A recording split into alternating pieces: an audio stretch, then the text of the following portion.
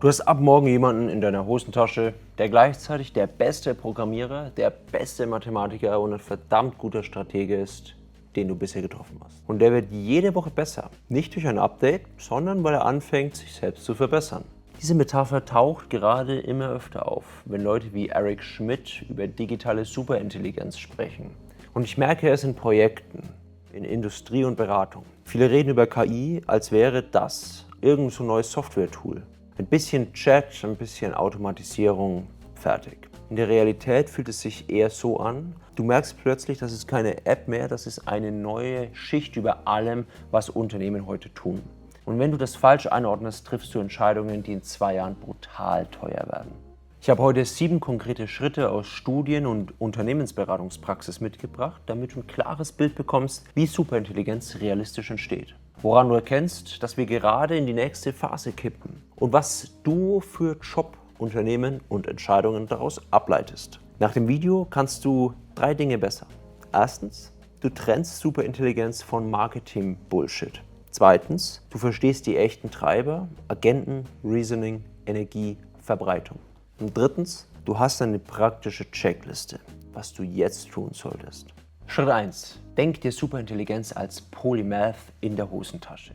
Was meine ich damit jetzt? Viele stellen sich Superintelligenz wie einen Mega-Chatbot vor. Bessere Antworten, fertig. Aber das greift zu kurz. Denk eher an einen Polymath. Dauerhaft verfügbar, stark in vielen Disziplinen und vor allem, er übernimmt Arbeit, er berät nicht nur. Ich sehe es in Unternehmen jeden Tag, wie Zeit verschwendet und verschwindet. Abstimmungen, Reports, PowerPoint-Slides, irgendwelche Iterationen, schick mir das bitte nochmal als Excel. Sobald KI das zuverlässig erledigt, verschiebt sich Produktivität nicht um 5-10%, sie springt. Superintelligenz ist kein smartes Gespräch, sie ist ein Arbeitspartner. Schritt Nummer 2.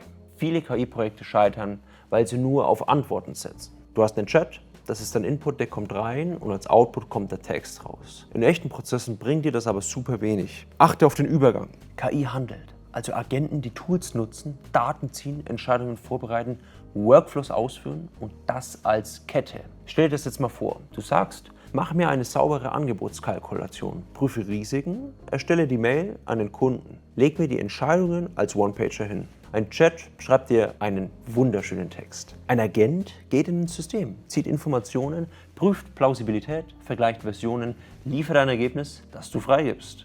Damit will ich sagen, dass der Sprung kommt, wenn KI-Prozesse verbinden. Schritt Nummer 3. Das klingt jetzt erstmal kontraintuitiv, aber der Grenzwert liegt am Ende bei der Elektrizität. Rechenzentren sind nicht nur IT, das ist Energiewirtschaft. Wenn du verstehen willst, wie schnell KI skaliert, dann schau weniger auf Ankündigungen und mehr auf 3 Signale. Erstens, Rechenzentrum-Ausbau in deinem Land. Zweitens, Energieverträge. Drittens, Chipverfügbarkeit. Warum? Viele Unternehmen investieren extrem vorsichtig. Gleichzeitig behandeln sie KI wie ein bisschen Software. Die stärksten Systeme denken längst in Größenordnungen von Infrastruktur, Gigaprojekten. Das geht nicht leise vorbei, das ist Wettbewerb um Ressourcen. Das heißt, wenn du in diesem Feld KI in Zukunft besser einschätzen willst, dann folge dem Strom rund um Infrastruktur. Schritt Nummer 4. Viele unterschätzen, was gerade passiert. Der Sprung von Text vervollständigen zu planen, prüfen, zurückspringen, Alternativen testen, das ist der Unterschied zwischen Antwort und Denkarbeit. Es ist ein super dynamisches Feld. Daher mein Tipp, beobachte Modelle nach folgenden Kriterien. Planen Sie mehrstufig, können Sie sich selbst überprüfen, vergleichen Sie Strategien und bleiben Sie bei längeren Denkpfaden stabil. In Projekten ist das der Punkt, an dem KI nicht mehr wie ein Praktikant wirkt, sondern wie ein sehr guter Senior. Nicht perfekt, aber strukturiert. Vorsichtig, mit Feedbackschleifen. Und ja, das kostet massiv Rechenleistung. Genau deshalb treibt mehr Denken den Hunger nach Compute und Rechenzentren. Das heißt, Superintelligenz kommt über robuste Planung plus Gedächtnis plus Feedbackschleifen. Schritt Nummer 5. Heute brauchst du oft noch gute Prompts, Leitplanken, saubere Aufgabenpakete und ein Begriff dafür ist Scaffolding. Das heißt, ein Arbeitsgerüst, damit KI sauber arbeiten kann. Achte dabei auf den Kipppunkt, an dem KI sich eigene Arbeitsgerüste baut, Teilaufgaben selbst strukturiert, Zwischenschritte selbst erzeugt, über lange Zeit konsistent bleibt. Ich erkläre das Teams oft so. Du stellst ein Gerüst hin, damit KI besser klettern kann.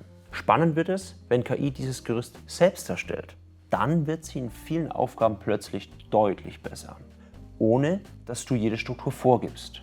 Was ich mit diesem 5. Punkt sagen will, ist, dass wenn KI ihr eigenes System oder Gerüst baut, steigt die Verbesserungsgeschwindigkeit.